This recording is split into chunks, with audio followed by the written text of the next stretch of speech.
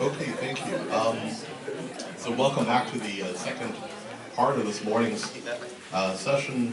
I get the sense that there is quite a few of possible questions in the audience. So I'm here to entertain them. The floor is yours.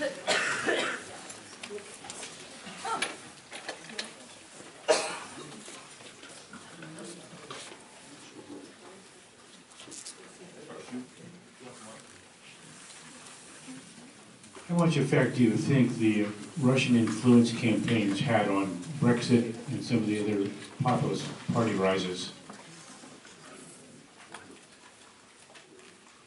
Thank you. That's a good question. I think the Brexit campaign was very successfully fought by relying on a quantitative approach of data analysis and past voting behavior. This was, I think, also, at least by British standards, the first time that there was a systematic attempt to sift through social media accounts by private individuals, and in so doing, essentially attempt to gauge their political leanings and target voters accordingly. So it was a very, very sophisticated multi-million-pound operation that was funded by, in particular, right-wing businessmen by the name of Aras. And I think, in that sense, there was an operation which was somewhat outside the limelight of the general public that helped very, very efficiently, I think, target voters in a 21st century fashion, rather than relying on the more 20th century technology of putting out flyers and putting together rallies and that kind of thing. You had an enormous amount of investment into an online campaign. Now, with regards to the Russian meddling there, and I think it's there's certainly a lot of allegations that suggest Russian influence. To be quite honest, I can't really comment on that, as I haven't really seen anything that deliberately, that persuasively swayed my own mind. But I think it is fair to say that the Russian government has an interest in weakening the European Union. So we've, I mean, in that sense, we've got smoke. I'm not sure if there's fire, but there's certainly smoke.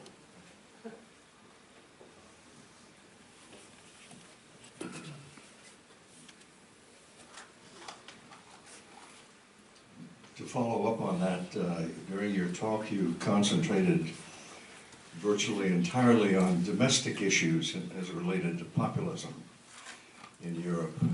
How does populism in general look at foreign policy, and what are the issues there?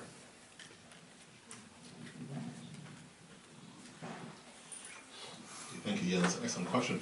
I think the driving forces are indeed mainly domestic. That is to say, disenchantment with the mainstream political parties, especially over the question of economic policy, austerity, social policy, welfare state spending, and immigration. But the political parties that we tend to refer to as being populist or fringe parties, I think also have an interest in foreign policy in as much as it affects domestic policy. And I think one issue in particular that the populists have been riding high on is the European Union and its effects on national democracy and sovereignty. If you look at the various parties around Europe, you find that EU skepticism is a common theme and a common rallying cry. The reason I didn't highlight that in the talk is because I think it is somewhat secondary in importance, and there's also a lot of fluctuation and inconsistency. That is to say, the ultimate stance towards the desirability of membership in the European Union and indeed the single currency zone varies tremendously from one country to another. There's also, I think, a strategic use of EU skepticism in select countries. That is to say, the populists will flirt and toy around with the idea of leaving either the Eurozone or the European Union, and with it the Eurozone. But then they often walk back their earlier position. So they're very inconsistent on that one. And if you single out the French example, you'll see that Marine Le Pen herself, I think, now regrets her much more fiery rhetoric and stance that she assumed in the presidential elections, because it did cost her votes, and not least amongst the older generation that worried about their real estate holdings, their house, their apartment, worried about their pensions, worried about, in other words, the long-term impact of what a transition out of the Eurozone and back to the old French franc would mean for them personally in terms of their personal finances. So I think that was a lesson that Mrs. Le Pen learned, and other European populists certainly took note of developments in France. If you look at the Austrian Friedemite Party, which I did mention, I don't think it really is an example of populism, but it's debatable. Again, the Friedemite Party has for years capitalized on EU skepticism in Austria. Austria, for years and years, in terms of the public opinion data, was the second most EU skeptic country in Europe, right after the UK.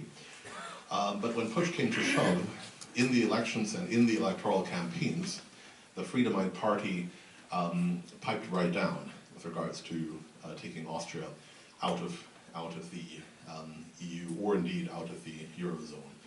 Call it Brexit or Oxit, I'm not sure how you would pronounce that. But ultimately that was not a step that was actively advocated. So there's I think, quite a bit of wiggling with regards to foreign policy, and that incidentally also is true of the relationship with the United States. I'm not sure if there's a common theme there amongst the populists. So, I think if you look at Trump and Trumpism, there's a lot in common with what you've just discussed, except the GOP is in no way, shape, or form a fringe party. And I think you can also see something similar in other Western Hemisphere countries, presumably because we've got presidential systems that are generally two-party. I wonder if there's some kind of practical difference there. Perhaps in a presidential system, it's harder to gain that power because you're locked out of those two-party systems. But when you do, you then have more power. There is a potential for more effect, more damage in some ways. Is this, what do you think? Thank you. Yeah, that's a good question too. I think, I let you, the audience, connect the dots between developments in Europe and developments in this country. I think that some of the parallels are plain to see. Your question is a very interesting and thought-provoking one, in as much as it gives rise to considerations of the political institutions that condition some of these political forces. And it seems to me that in the most abstract sense, populists tend to work around the institutional constraints they're faced with. I mentioned earlier the ultimately extremely feeble electoral basis of UKIP in Britain.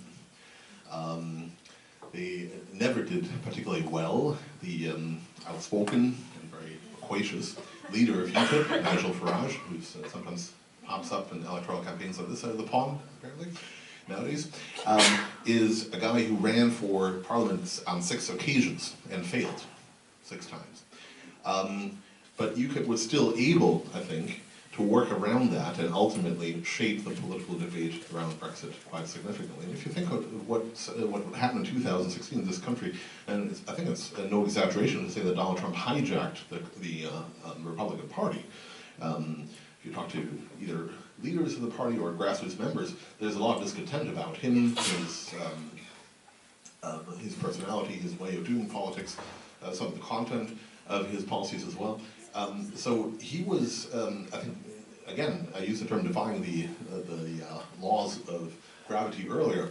He, in many ways, pulled up the nigh on impossible of securing the nomination of a party that didn't actually want him or support him in large parts. Now, the political climate in the GOP, I think, is changing slightly, but originally this was almost a case of successful hijacking. I think the startup barriers in this country are enormously high against upstarts, against non-traditional political parties, and consequently we have a particular American way in which these sort of forces channel themselves politically. And 10 years ago, we had the Tea Party movement. We had, on the left, we had Occupy Wall Street. So these essentially were startups outside of the mainstream political parties. And in the same way, if you look at Britain, the Green Party on the far left, which is also EU skeptic, which is also NATO skeptic, which is a skeptic of the United States, has 1 seat in Parliament. Right? So the barriers against these small fringe parties are enormously high in some political systems. The populist leaders who have come to power, or at least populist movements, I include Putin in that, Trump, the Brexit people, Viktor Orban in Hungary. They have failed, it seems to me, to deliver what their people expected them to do when they got in there. They are not meeting the demands that they supposedly represented. How long can this go on before people realize the emperor has no clothes? I think potentially a very long time indeed. I used to have a separate section of my immigration class on the rise and fall of the European far right. We've been around this block several times before. If you look at the National Front, it's not a new animal. It's been around since the early 1970s. And it has waxed and waned in terms of its popularity. It has never entered anything beyond local government in France, but it has still managed to influence debates on immigration quite significantly in some instances. So in that sense, I wouldn't write off the populists on account of the fact that they may underperform or change tack entirely once in office. I was earlier humorously referring to the fact that it's very hard to be anti-elite if you're actually de facto the elite.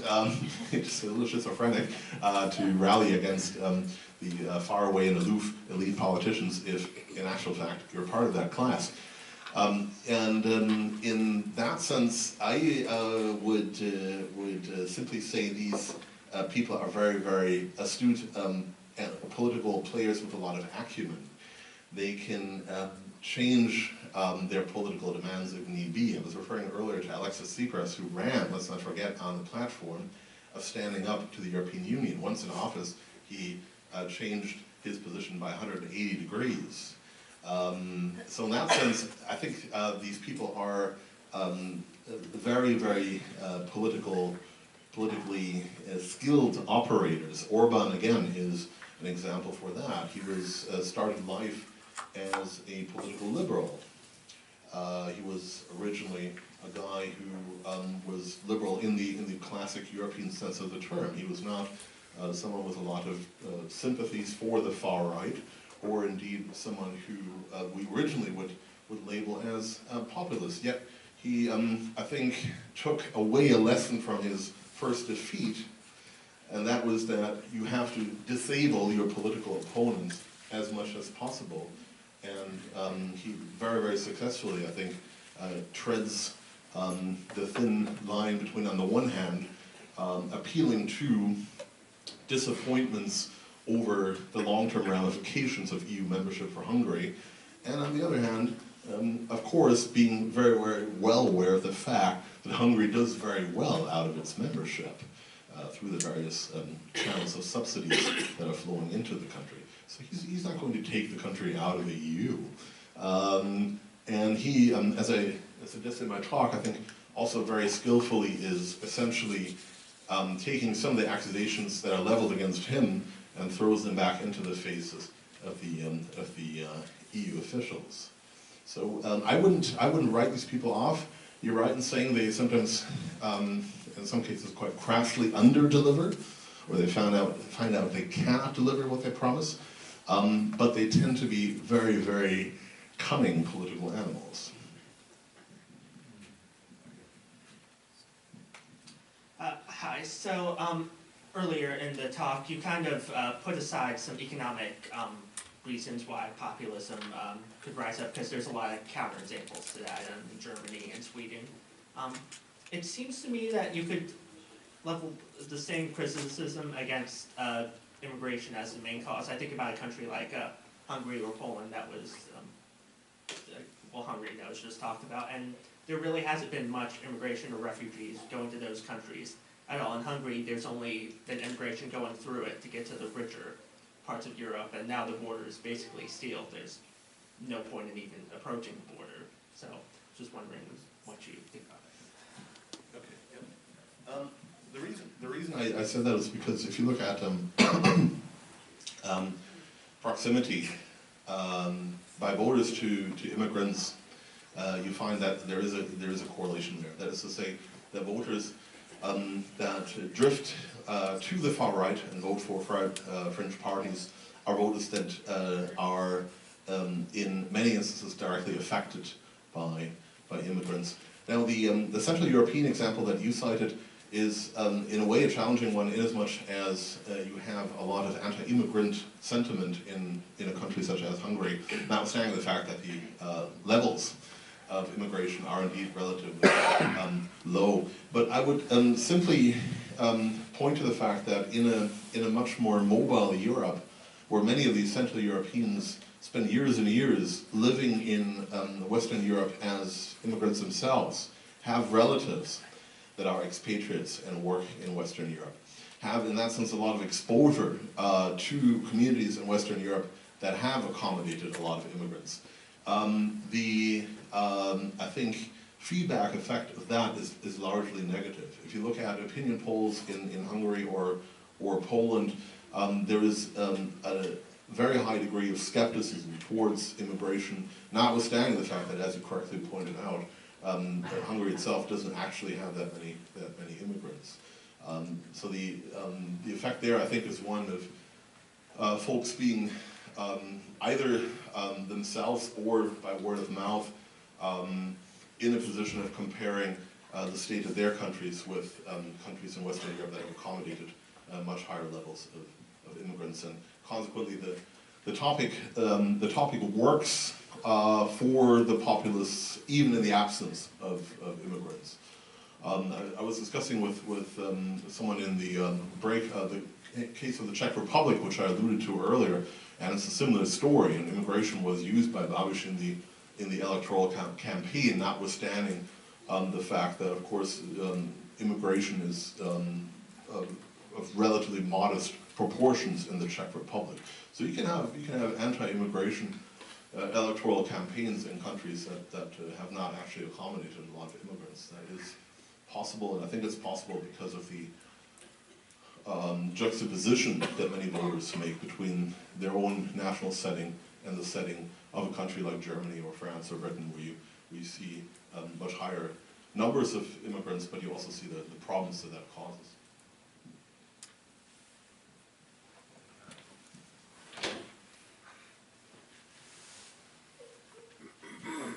Earlier you displayed that voters from the center-left and center-right German parties were fleeing, well, their center parties in droves. Is there any way for parties like those to get their voters back? That's a very good question. I think there is. I simply think that in many ways the mainstream parties, especially the center-left, need to ask themselves whether the themes that they wish to focus on are the themes that voters want to see discussed and prioritized. And it seems to me that the rise in identity politics, the turn towards a socially liberal agenda, and the abandonment of anything resembling redistribution, other than in its most extreme form, is toxic for the center-left and the social democratic parties. I think the center-left also needs to reevaluate its stance on immigration in one way or other. It needs to at least acknowledge that there are shortcomings and problems there, which at the moment it isn't doing. So in that sense, there is, I think, a need to listen closer to the voters. The center-left has an additional dilemma in that I somewhat humorously referred to Williamsburg as a shorthand earlier for a certain kind of voter clientele. The problem is if you're going into the European version of Williamsburg, Islington in North London, or Prenzlauer Berg in central Berlin, you are, of course, entering contested terrain, because the far left, the Green Party or what have you, is essentially vying for the same voters. So that is an added difficulty there, and that makes, I think that's even more problematic. So there's a need there, I think, for renewal, and a lot of the centre-left parties in Europe, it seems to me, are stuck in a very different era and have no real answers to issues to do with automation, artificial intelligence, digitalization, the 21st century themes. They don't really have any answers to. I suggested in the talk that a lot of the bread and butter social issues are ultimately all affected by immigration, and that is something you have to acknowledge and deal with. The center-right, I think, is a tougher nut to crack, because the center-right, I mean, historically has responded to populist far-right movements by itself shifting a bit further to the right and trying to recapture these votes. That's, you might say, the go-to strategy. But bear in mind, we do also have far left-wing populist parties, and I'm not sure that simply positioning yourself a little further to the right will ultimately do the trick. In other words, I think they too need to engage in a little bit of soul-searching and ask themselves why it is that they seem to be falling out of favor. And here it's a bit difficult to generalize across Europe. I think the woes of the center-right differ dramatically from country to country.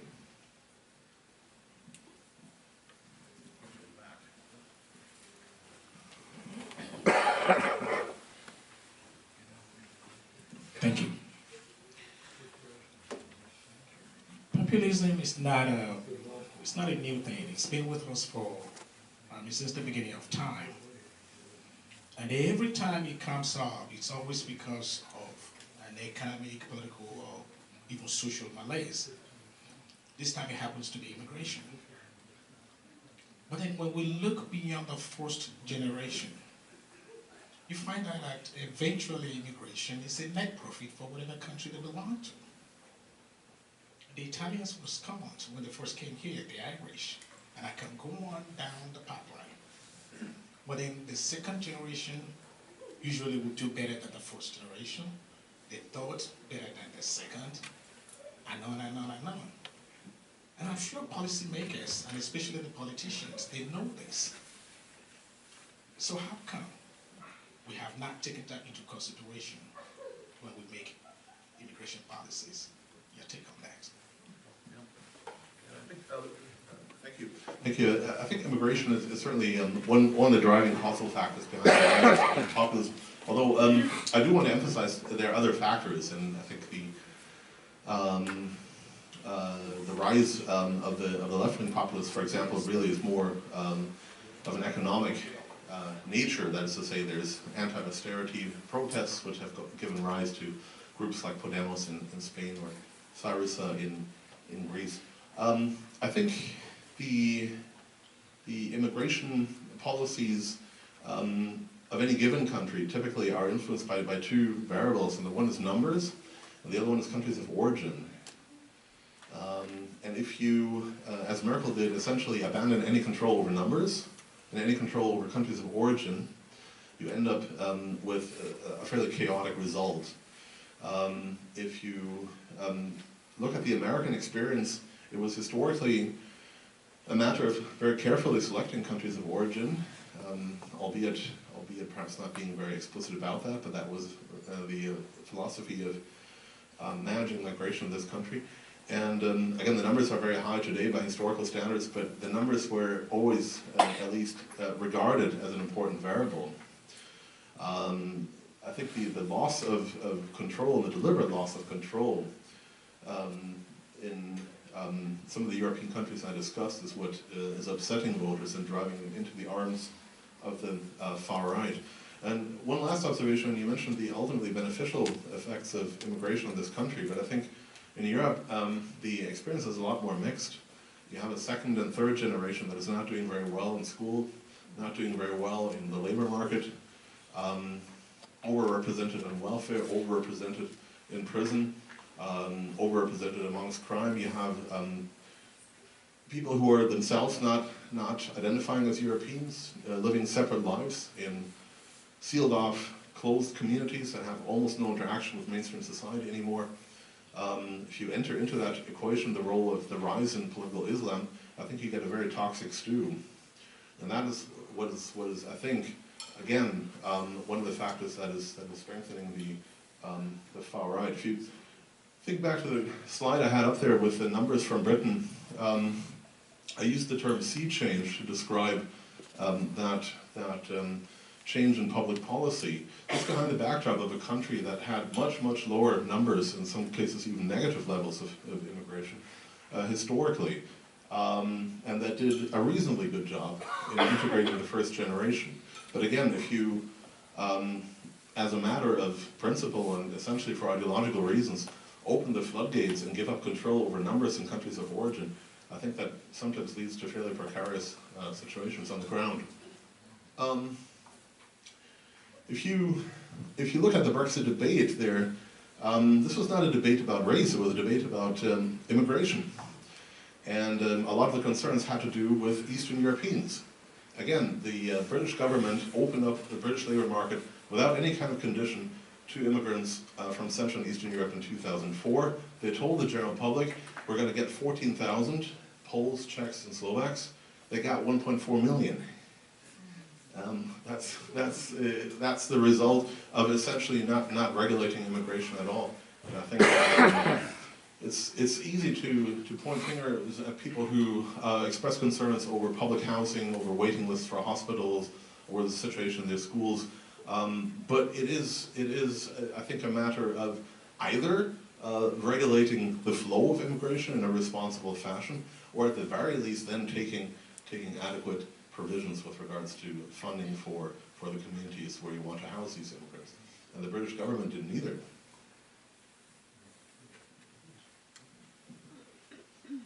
I'm just wondering, all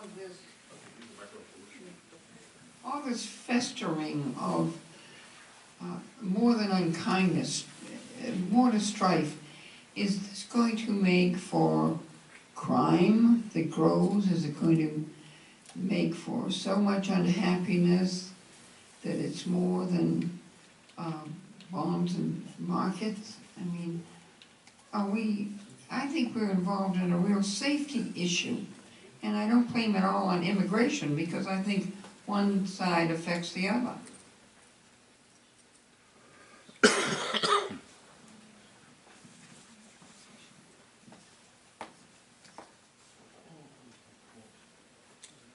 Thank you. Yeah, good question. I didn't touch upon the issue of violent political conflict in my talk. It's only so much you can cover in 40 or actually 60 minutes. But I think your point is well taken in as much as if you look at that particular issue, that is of course also on the rise in Europe. I mean, in the run-up to the Brexit referendum, you had a far-right-wing extremist who assassinated a British member of Parliament. That level of violence is really unprecedented by British standards. If you look at Germany, there was a member of the far-right-wing AfD who was assaulted.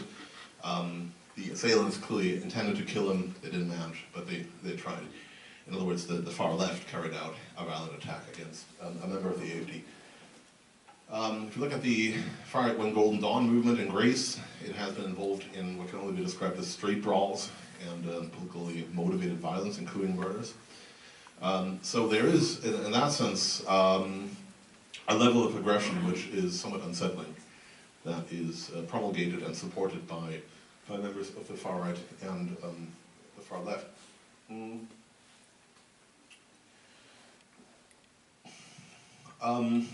I think one of the many problems with this phenomenon we're discussing here this morning is that it leads to a very toxic political environment, and civility is the first victim of that, and it's downhill from there.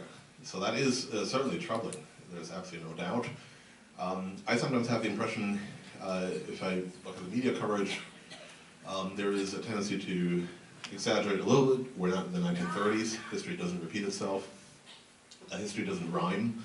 We're now seeing the virtual breakdown of democracy. We don't have the same level of organized street thugs that we saw in fascist Italy or in Nazi Germany. So in that sense, I'm personally more optimistic about that level of violence eventually melting away. But you're certainly right in highlighting it. It is one of the elements of having politically extremist fringe parties on the rise and being relatively potent political players.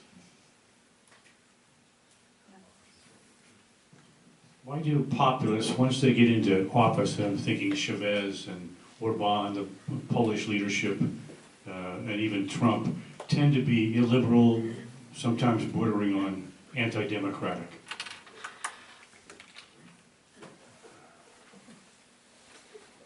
Sorry, your question was, are they, or will they be? Why are they? If you agree that they are, I thought you did say that was one of the characteristics of populist leadership. I think, I try to distinguish illiberalism from populism a little bit. And that it seems to me that it makes a great deal of sense to keep these two phenomena apart. There's overlap, but not perfect overlap. And illiberalism I see in Europe as being particularly pronounced in Poland and in Hungary. And I regard them, as I suggested in one of my earlier responses, essentially as responses by governments to try to minimize political opposition, to meddle with the division of branches of government, and in particular the judiciary branch of government, to try to undermine that and sideline it. And that is in itself, I think, a dangerous phenomenon. So that is, whereas I think I generally try to argue that populism infuses a certain degree of vigor and revives certain political debates that might be unpleasant, but need to be had. But illiberalism, I think, is a slightly different animal, and that I personally see as being detrimental to democracy in the long term. Is there a connection? Certainly in those two cases. But I wouldn't go so far as to say that all populists are liberal. All populists, I think, rally against the elite, but once in office they don't necessarily try to manipulate political institutions. In Poland and in Hungary, that is exactly what they're doing. They're trying to reduce judicial oversight, the powers of the judiciary authorities, and in Hungary I think it goes further than that. I think there's an attempt there to try to silence critical voices amongst the media. And again, that is worrying, because that's that's out of my wheelhouse. I'm not the Latin Americans. I withhold judgment on that country. The United States? I think you know. Liberal, anti-democratic? I think we do have a free press in this country, and a very Trump-critical press. We don't have the secret police knocking on Mr. Sulzberger's door.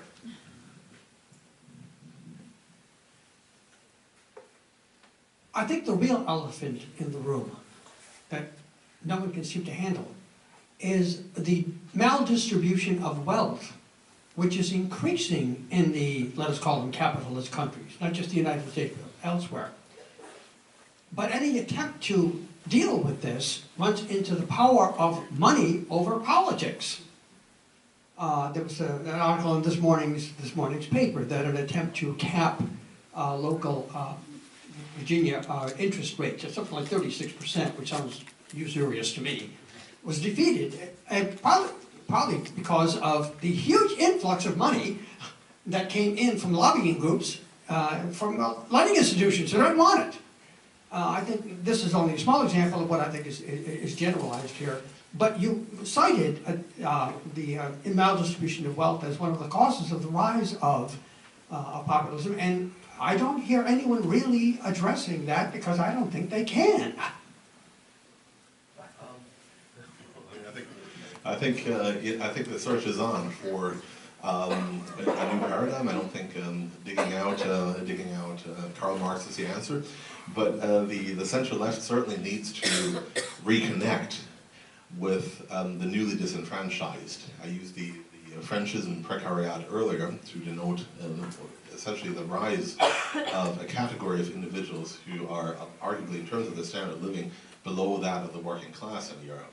And those would seem to me to be perfect center-left voters, and by anything we know in political science, they should be voting for the left, but in many cases they're not.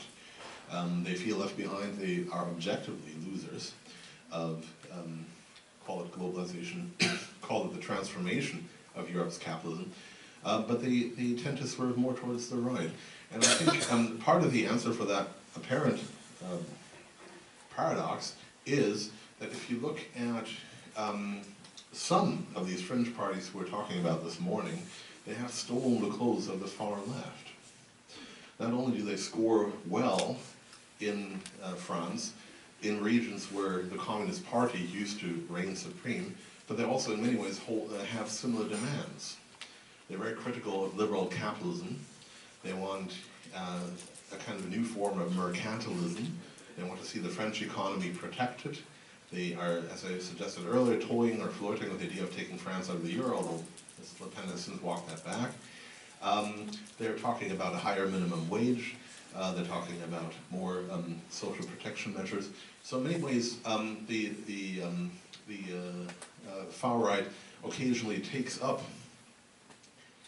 the mantle of the far left and is successful for that reason. But I think you're perfectly right in saying that's an issue that is worth emphasizing. I hope I did justice to it. It's not just immigration. It's not just the decline of the center left. It's not just a protest vote. It's not just anti-elite votes.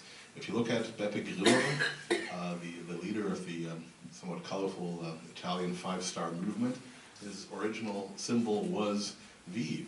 V is, of course, short for a fairly offensive and not family-friendly Italian term, which translates in English into F off. In other words, there's a literal attempt there to essentially be in your face, be provocative, and be anti-elite. And economics is one of those, notwithstanding the fact that if you dig into Mr.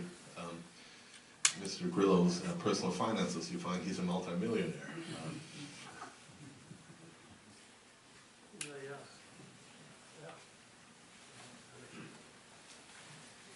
Well, Dr. Menz, I really want to express the thanks of our audience and the World Affairs Council for your superb coverage